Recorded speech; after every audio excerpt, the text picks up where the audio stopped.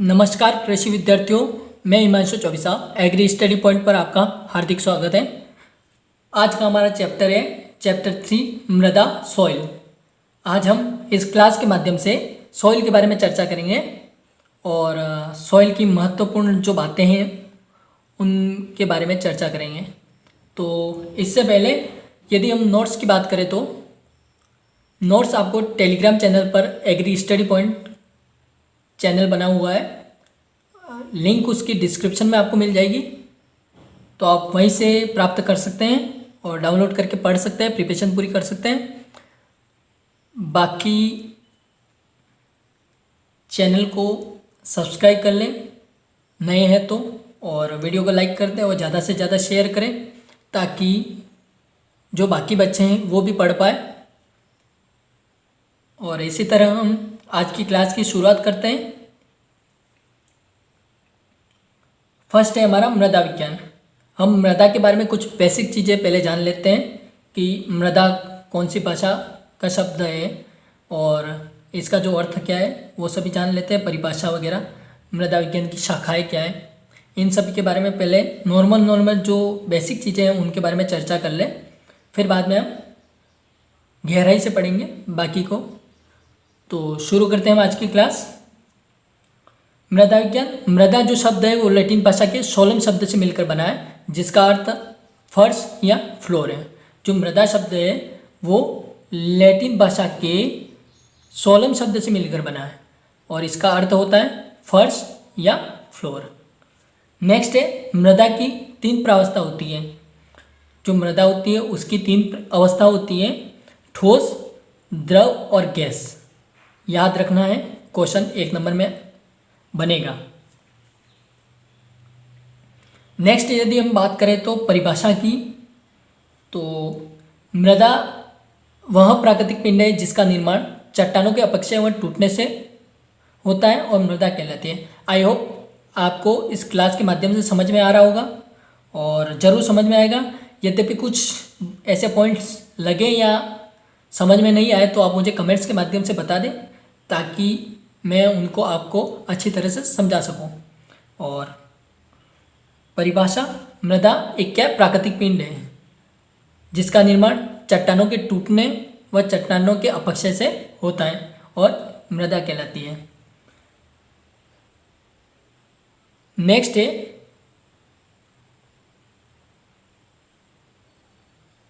और एक और पॉइंट, यदि नोट्स में कुछ समझ में नहीं आए तो आप मुझे बता दीजिए ताकि, या फिर आप मुझे इंस्टाग्राम पर या टेलीग्राम ग्रुप में मैसेज करके बता दीजिए जो समझ में नहीं आया वो, ताकि मैं आपको बता सकूं। नेक्स्ट है मृदा विज्ञान की शाखाएं। मृदा विज्ञान की क्या शाखाएं? फर्स्ट है पेडोलॉजी और सेकंड है एडेफोलॉजी। पेडोलॉजी में मृदा की निर्माण, उत्पत्ति, वर्गीकरण व विशेषताओं का अध्ययन किया जाता है। जो पेडोलॉजी जो शाखा है उसमें निर्माण, उत्पत्ति, वर्गीकरण व विशेषताओं का अध्ययन किया जाता है। किसकी? मृदा की। नेक्स्ट है एडेफोलॉजी। एडेफोलॉजी पौधों के संबंध में मृदा का अध्ययन किया जाता है। जो पौधों के लिए आवश्यक मृदा होती है वो उसके संबंध में एडेफोलॉजी जो शाखा है उसके माध्यम से अध्ययन किया जाता है। नेक्स्ट है मृदा संगठन, सॉइल कंपोजिशन। सॉइल कंपोजिशन में छोटा सा डायग्राम बना रखा है मैंने, आपको अच्छी तरह से समझा सकूं। तो मृदा के मुख्य 4 अवयव होते हैं। पहला है खनिज पदार्थ, सेकंड है कार्बनिक पदार्थ, थर्ड है जल और 4 है वायु। यदि हम मृदा की बात करें तो मृदा में जो कार्बनिक पदार्थ हैं, पहले खनिज पदार्थ मृदा में 45% पाए जाते हैं। कार्बनिक पदार्थ की यदि हम बात करें तो जीवांश पदार्थ और कार्बनिक पदार्थ एक ही होता है, तो 5% पाए जाते हैं और 25% वायु पाई जाती है और 25% मृदा जल पाया जाता है। इस डायग्राम से आई होप आप समझ पाए होंगे कि मृदा में कितने प्रतिशत कार्बनिक और खनिज पदार्थ पाए जाते हैं और कितने प्रतिशत जल व वायु पाई जाती हैं। तो आगे बढ़ेंगे हम और कुछ समझ में नहीं आए तो मैंने आपको पहले ही बता रखा है, कमेंट्स के माध्यम से मुझे बता दें ताकि मैं आपको बता सकूं, समझा सकूं। और नेक्स्ट है मृदा का आयनात्मक संगठन, वॉल्यूमेट्रिक कंपोजिशन ऑफ सॉइल। मृदा का आयनात्मक संगठन क्या है? मृदा में मुख्य 4 अवयव महीन दशा में पाए जाते हैं। मृदा में मुख्य रूप से 4 अवयव महीन दशा में पाए जाते हैं, जो मैंने आपको बता दिए, कार्बनिक पदार्थ, खनिज पदार्थ, मृदा और मृदा जल और मृदा वायु। ठीक है। नेक्स्ट है तथा मृदा के अन्य अवयवों में बली प्रकार से मिश्रित होते हैं, मिले हुए होते हैं। और नेक्स्ट पॉइंट है मृदा आयतन का लगभग 50% भाग ठोस पदार्थ से घिरा होता है और शेष आयतन जो बचा रहता है वो उसे रंध्रावकाश कहते हैं। जो मृदा आयतन का लगभग 50% के अलावा जो बचा हुआ भाग होता है वो शेष आयतन रंध्रावकाश कहलाता है। नेक्स्ट है जिसमें 25% में जल तथा 25% में वायु भरी होती है। जो रंध्रावकाश का जो 50% भाग बचा रहता है पार्ट, उसमें 25% में जल और 25% में वायु भरी होती है। नेक्स्ट है जल और वायु के अनुपात में मौसम तथा अन्य कारकों के कारण परिवर्तन होता रहता है। एक मिनट मैं इन्हें हाईलाइट कर दूं। 25% वायु और 25% जल भरा रहता है और लगभग 50% जो होता है वो ठोस पदार्थ से घिरा होता है, मृदा का भाग। ठीक है। और जल और वायु के अनुपात में मौसम तथा अन्य कारकों के कारण परिवर्तन होता रहता है। जो जल और वायु के अनुपात में जो मौसम तथा अन्य कारक होते हैं उनके कारण परिवर्तन होता रहता है निरंतर।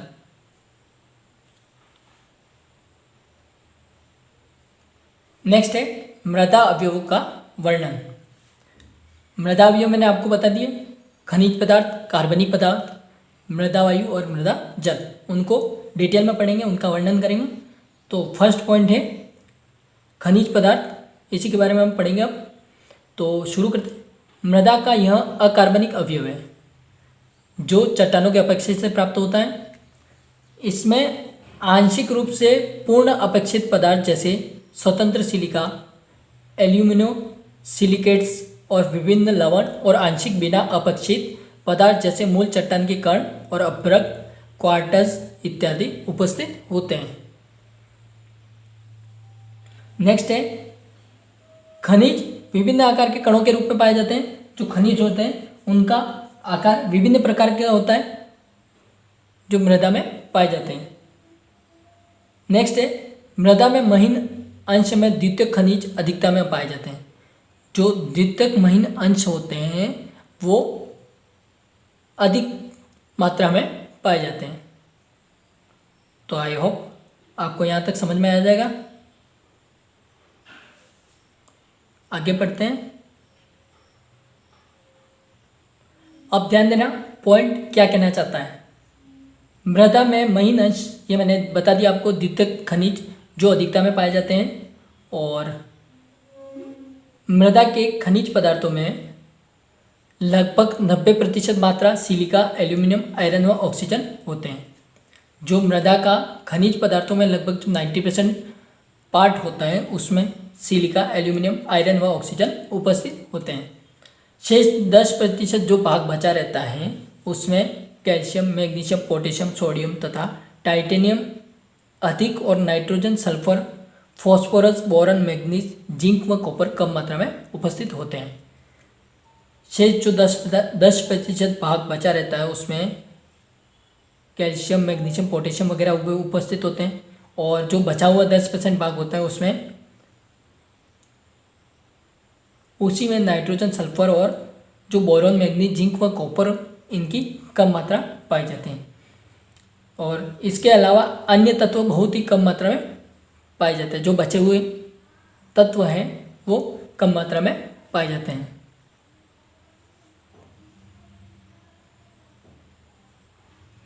यहाँ तक आपको समझ में आ जाना चाहिए क्योंकि ज़्यादा कोई डिफ़िकल्ट पॉइंट नहीं है। मैंने जो मेन पॉइंट हैं वही नोट किए हैं। तो आपको ज़्यादा डेप्थ में जाने की ज़रूरत नहीं है, इन्हीं को पढ़िए आप।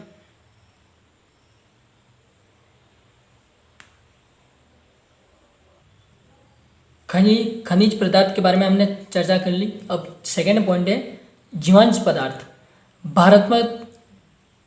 भारात्मक दृष्टि से मृदा की ऊपरी परत में जीवांश पदार्थ की मात्रा 3 से 5% पाई जाती है। जीवांश पदार्थ की मात्रा 3 से 5% पाई जाती है। इस मृदा में जंतुओं एवं पौधों में जीवांश पदार्थ की मात्रा 20% से कम होती है और इन्हें खनिज मृदाएं कहते हैं। इस मृदा में जंतुओं एवं पौधों में जीवांश पदार्थ की मात्रा 20% से कम होती है और इन्हें खनिज मृदाएं कहते हैं। जीवांश पदार्थ की मात्रा पूछे तो 3 से 5% और खनिज मृदाएं जंतुओं एवं पौधों में जीवांश पदार्थ की मात्रा 20% से कम हो उन्हें खनिज मृदाएं कहते हैं। नेक्स्ट चर्चा करेंगे थर्ड पॉइंट मृदा जल। नेक्स्ट है थर्ड पॉइंट मृदा जल। पौधों की वृद्धि के लिए जल मृदा में उपस्थित अनेक लवणों को विलय करके एक स्थान से दूसरे स्थान तक ले जाने का कार्य करता है। जो पौधों की वृद्धि के लिए जो जल मृदा में उपस्थित होता है वो अनेक लवणों के विलय करके, जो लवण होते हैं उनको विलय करके एक स्थान से दूसरे स्थान तक ले जाने का कार्य करता है। और नेक्स्ट पॉइंट है मृदा विलयन में घुले अनेक लवण पौधों की वृद्धि के लिए आवश्यक होते हैं। जो मृदा विलयन में घुले हुए जो लवण होते हैं वो पौधों की वृद्धि के लिए आवश्यक होते हैं, महत्वपूर्ण होते हैं। और जो फर्स्ट पॉइंट था लवणों को विलय करके एक स्थान से दूसरे स्थान पर ले जाने का कार्य करते हैं, इससे भी महत्वपूर्ण पॉइंट है। और हाँ, एक और महत्वपूर्ण बात, अब रोज डेली इसी टाइम 6 बजे क्लास अपलोड हो जाएगी, तो आप सभी एक्टिव रहें और प्रिपरेशन पूरी करें। नेक्स्ट पॉइंट है हमारे मृदा में जल रंध्राव कोशों में उपस्थित विभिन्न बलों की सहायता से रुका रहता है। जो रंध्राव कोश में विभिन्न बल होते हैं उनकी उपस्थिति के कारण या सहायता से रुका रहता है। नेक्स्ट है जब जल वाष्पीकरण एवं पौधों द्वारा वाष्पोत्सर्जन से उड़ा दिया जाता है तो रंध्राव कोशों में जल के स्थान पर वायु प्रवेश कर जाती है और इस प्रकार मृदा में जल एवं वायु की मात्रा में परस्पर परिवर्तन होता रहता है। जब जल वाष्पीकरण एवं पौधों द्वारा वाष्पोत्सर्जन की क्रिया जो होती है उससे उड़ा दिया जाता है तो रंध्राव कोशों में जल के स्थान पर वायु प्रवेश कर जाती है। जो ये वाष्पोत्सर्जन की प्रक्रिया पूर्ण हो जाती है और उसी कारण से जल के स्थान पर वायु प्रवेश कर जाती है और इस प्रकार से मृदा में जल एवं वायु की मात्रा जो होती है वो परस्पर परिवर्तन होती रहती है, चेंज होती रहती है। ठीक है, आई होप आपको जरूर समझ में आ रहा होगा। नेक्स्ट, इससे पहले फर्स्ट था खनिज पदार्थ, सेकंड था जीवांश पदार्थ, थर्ड है मृदा जल और फोर है मृदा वायु। तो मृदा वायु के बारे में चर्चा कर लें। मृदा में रंध्रावकाश में वायु भरी रहती है। जो मृदा में रंध्रावकाश होते हैं, पोर स्पेस जो होते हैं, उनमें वायु भरी रहती है और मृदा में पोर स्पेसों में वायु तथा वायु की अपेक्षा मृदा वायु में कार्बन डाइऑक्साइड की मात्रा अधिक होती है और ऑक्सीजन एवं नाइट्रोजन की मात्रा वायुमंडलीय वायु की अपेक्षा कम होती है। यहाँ पर वायु लिख देना आप, वायुमंडलीय वायु की अपेक्षा कम होती है। जो पोर स्पेस जो होते हैं मृदा में, वो वायुमंडल वायु की अपेक्षा कार्बन डाइऑक्साइड की तो मात्रा जो होती है वो अधिक होती है, लेकिन ऑक्सीजन एवं नाइट्रोजन की मात्रा वायुमंडलीय वायु की अपेक्षा कम होती है। नेक्स्ट पॉइंट है गहराई के साथ साथ मृदा वायु में कार्बन डाइऑक्साइड की मात्रा में वृद्धि और ऑक्सीजन की मात्रा में कमी होती जाती है। जैसे जैसे डेप्थ बढ़ती जाती है उसी तरह डेप्थ के साथ में मृदा वायु में कार्बन डाइऑक्साइड की मात्रा में वृद्धि और ऑक्सीजन की मात्रा में कमी होती जाती है। और इसी तरह ये जो मैंने अभी अवयव के बारे में वर्णन 2-4 पॉइंट डिटेल में पढ़े थे हमने, आई होप आपको समझ में आ गए होंगे। और इसी तरह नेक्स्ट पॉइंट पढ़ते हैं।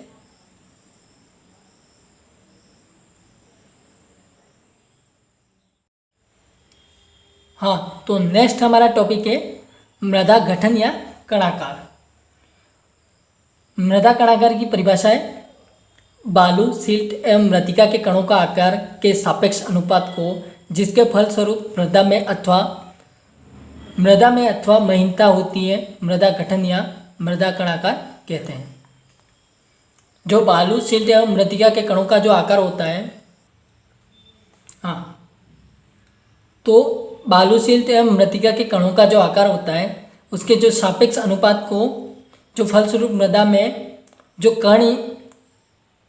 बड़े कण अथवा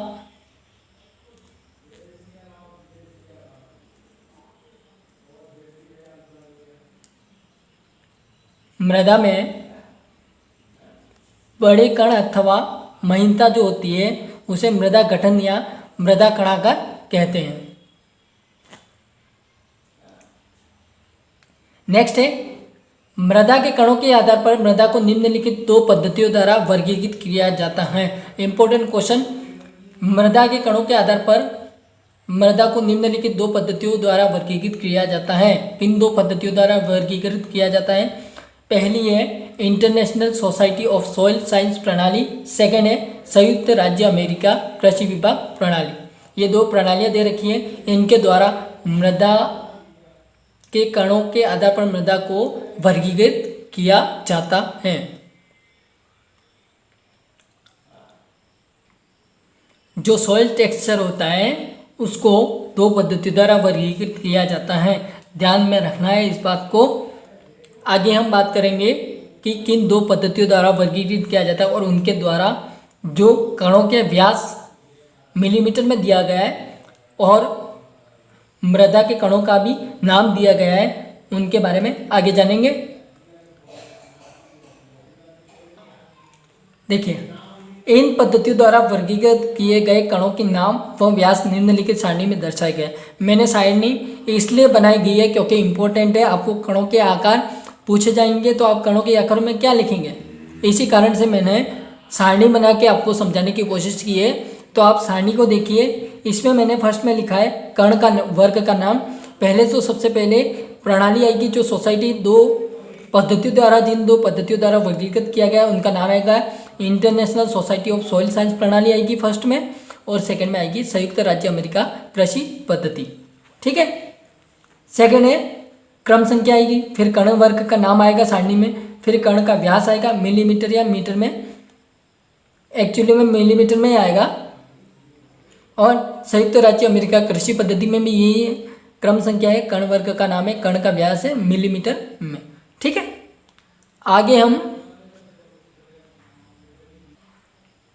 आगे देखिए, फर्स्ट है international society of soil science प्रणाली। सॉरी, वो मैं थोड़ा हिचकिचा गया। फर्स्ट है मोटी बालू। मोटी बालू के कण का व्यास होता है 2.0 से 0.20 mm। जो दशमलव के बाद होता है उनको, जैसे कि आप 20 बोलोगे, 20 नहीं बोला जाता है, इनको 2020 में कहते हैं इसे। इस बात का ध्यान रखें, छोटी छोटी बातें। नेक्स्ट है सेकंड महीन बालू, 0.20 से 0.02 mm। ठीक है, थर्ड है सिल्ट। सिल्ट के कणों का आकार होता है 0.02 से 0.002 mm। ध्यान रखना, कणों का आकार जो व्यास दे रखा है ये बहुत इंपॉर्टेंट है हमारे लिए, क्वेश्चन इसी से बनेंगे। चौथा है मृत्तिका। मृत्तिका के कणों का आकार होता है 0.002 से कम। ठीक है, संयुक्त राज्य अमेरिका की कृषि पद्धति के अनुसार फर्स्ट है बहुत मोटे बालू, जो मोटी होती है, ज़्यादा आकार में बड़ी होती है, उसका व्यास होता है 2.0 से 1.0 mm। सेकंड है मोटी बालू, जो मोटी बालू होती है बहुत मोटी से कम वाली, उसका होता है 1.0 से 0.5 mm। थर्ड है मध्यम बालू, मोटी बालू से और कम, उसका होता है 0.5 से 0.25 mm। ठीक है, महीन बालू उससे थोड़ी सी बड़ी, उसका व्यास होता है 0.25 से 0.10। ठीक है, पांचवा है बहुत महीन बालू, इससे और बड़ी थोड़ी सी, उसका होता है 0.10 से 0.05 mm। और छठा है सिल्ट। सिल्ट के कणों का आकार होता है 0.05 से 0.002 mm। Same as it is होता है international society of soil science प्रणाली के अनुसार। ठीक है, मृतिका के कणों का आकार भी सेम होता है, दोनों में एक कॉमन पॉइंट है सिल्ट और मृतिका के कणों का आकार। मृतिका के कणों का आकार होता है 0.002 से 0.005 mm। नेक्स्ट है कोलाइड। कोलाइड के कणों का आकार होता है 0.005 से कम। आई होप आपको समझ में आ गया होगा। यहाँ से इम्पोर्टेंट क्वेश्चन बनेंगे, आप इस बात को ध्यान में रखें। और मिलते हैं अगली क्लास में। Thanks for watching. धन्यवाद। जय हिंद, जय भारत, जय जवान, जय किसान।